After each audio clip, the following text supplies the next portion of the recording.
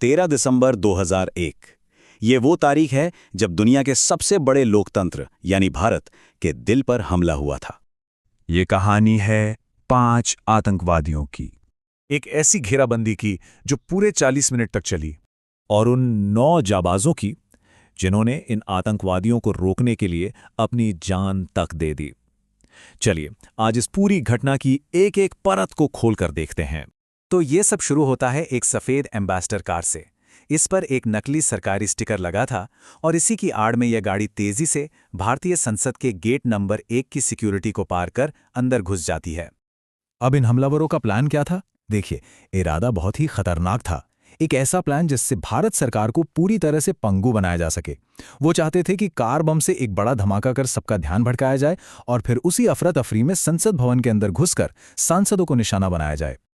लेकिन कहते हैं ना, होनी को कुछ और ही मंजूर था। शुरू से ही उनकी अपनी घबराहट और कुछ हद तक किस्मत की वजह से उनका पूरा का पूरा प्लान बिगड़ने लगा। मतलब जो उन्होंने सोचा था और जो असल में हुआ, उसमें जमीन आसमान का फर्क था। प्लान था कि शांति से अंदर जाएंगे, पर असल में वो जल्दबाजी में सिक्योरिटी को तोड़ते हुए घुसे। उन्हें मेन गेट की तरफ जाना था, पर वो गलत मुड़कर गेट नंबर 11 की तरफ चले गए। और सबसे बड़ी गलती, उनकी गाड़ी सीधे जाकर उपराष्ट्रपति के काफिले से टकरा गई। उनका मिशन हर कदम पर फेल हो रहा था। तो जैसे ही ये हमला एक आमने सामने की गोलीबारी में तब्दील हुआ, कई ऐसे लोग थे जो अपनी जान की परवाह किए बिना दिलेरी से सामने आ गए। इनमें सबसे पहला नाम आता है कांस्टेबल कमलेश कुमारी का। उन्हें शुरू से ही उस कार पर शक हो गया था। उन्होंने ही सबसे पहले सिक्योरिटी को अलर्ट किया कि हमला हो चुका है। और सोचिए, गोली लगने के बावजूद वो हिम्मत नहीं हारी और आतंकवादियों की पोजीशन के बारे में लगातार जानकारी देती रहीं। और फिर थे सीआरपीएफ के कांस्टेबल संतोष कुमार। उन्होंने जो बहादुरी दिखाई वो वाकई कमाल थी। अकेले ही उन्होंने 5 में से 3 आतंकवादियों को ढेर कर दिया। ये एक ऐसा एक्शन था जिसने, सच कहूं तो, इस पूरे हमले की कमर ही तोड़कर रख दी। लेकिन ये सिर्फ 1 या 2 लोगों की कहानी नहीं थी। ये एक टीम एफर्ट था, एक सामूहिक बचाव था। जेपी यादव, सुखविंदर सिंह, वाईबी थापा, श्यामवीर सिंह, कई सुरक्षाकर्मियों ने अपनी जान दांव पर लगा दी। और दुख की बात यह है कि इस क्रॉस फायरिंग में एक माली की भी जान चली गई, जो हमें बताता है कि यह हमला कितना अचानक और भयानक था। तो करीब 40 मिनट बाद हमला तो खत्म हो गया था, लेकिन सबसे बड़ा सवाल अब भी वहीं का वहीं था। आखिर इन्हें भेजा किसने था? अब बारी थी जांच की, और जांच शुरू हुई उस एक बड़े सुराग से जो आतंकवादी अपने पीछे छोड़ गए थे। और वो सुराग था वही सफेद एम्बेसडर कार।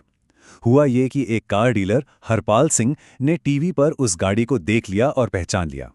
उन्होंने तुरंत पुलिस को बताया कि ये गाड़ी एक नकली आईडी पर बेची गई थी। और बस यही एक छोटा सा सुराग पुलिस को सीधे साजिश के सबसे अहम किरदार अफजल गुरु तक ले गया। लेकिन इस हमले की कहानी सिर्फ 2001 में शुरू नहीं हुई थी। इसकी जड़ें 2 साल पुरानी थीं, 1999 की। याद होगा, इंडियन एयरलाइंस की फ्लाइट IC-814 को हाईजैक कर लिया गया था। तब 191 यात्रियों की जान बचाने के लिए सरकार को आतंकी मसूद अजहर को छोड़ना पड़ा था। और जानते हैं, रिहा होने के बस 1 महीने बाद ही मसूद अजहर ने जैश-ए-मोहम्मद नाम का आतंकी संगठन बना लिया। जी हां, वही संगठन जो इस संसद हमले के पीछे था।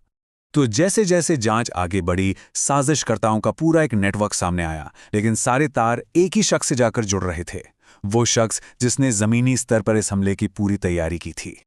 और वो शख्स था अफजल गुरु, जम्मू कश्मीर का रहने वाला, जिसने POK में आतंकी ट्रेनिंग ली थी। बाद में वो दिल्ली आ गया और दिल्ली यूनिवर्सिटी में एडमिशन ले लिया ताकि किसी को शक न हो। उसे जैश-ए-मोहम्मद के कश्मीर कमांडर गाजी बाबा ने ही इस हमले को सफल बनाने का काम सौंपा था। पर अफजल गुरु ये सब अकेले नहीं कर रहा था। उसने एक छोटा सा सेल बनाया था। इसमें उसका चचेरा भाई शौकत हुसैन गुरु, शौकत की पत्नी अफसाना गुरु, और हैरानी की बात है कि दिल्ली यूनिवर्सिटी का एक प्रोफेसर SAR गिलानी भी शामिल था। इन सब ने मिलकर आतंकवादियों को पनाह दी और हमले की पूरी योजना बनाने में मदद की। अब जब पूरी साजिश का पर्दाफाश हो चुका था, तो इस हमले का आखिरी अध्याय शुरू हुआ, अदालतों में और देश की यादों में। तो इस 40 मिनट की घेराबंदी की कीमत क्या थी? 5 आतंकवादी मारे गए, लेकिन हमने अपने 9 बहादुरों को खो दिया। इनके अलावा 18 लोग घायल भी हुए थे। ये था इस हमले का मानवीय मूल्य। और फिर हमले के एक दशक से भी ज्यादा समय बाद 9 फरवरी 2013 को इस हमले के मुख्य साजिशकर्ता अफजल गुरु को फांसी दे दी गई। तो आखिर में ये कहानी हमें एक राष्ट्र के जज्बे के बारे में क्या बताती है? देखिए, ये कहानी हिम्मत और कुछ हद तक किस्मत से नाकाम हुए एक हमले की है। ये कहानी एक ऐसी साजिश की है जिसका पर्दाफाश सिर्फ एक सुराग से हुआ। ये उस दिन की याद दिलाती है जब कुछ लोगों की बहादुरी ने हमलावरों की बड़ी बड़ी योजनाओं को धूल में मिला दिया था।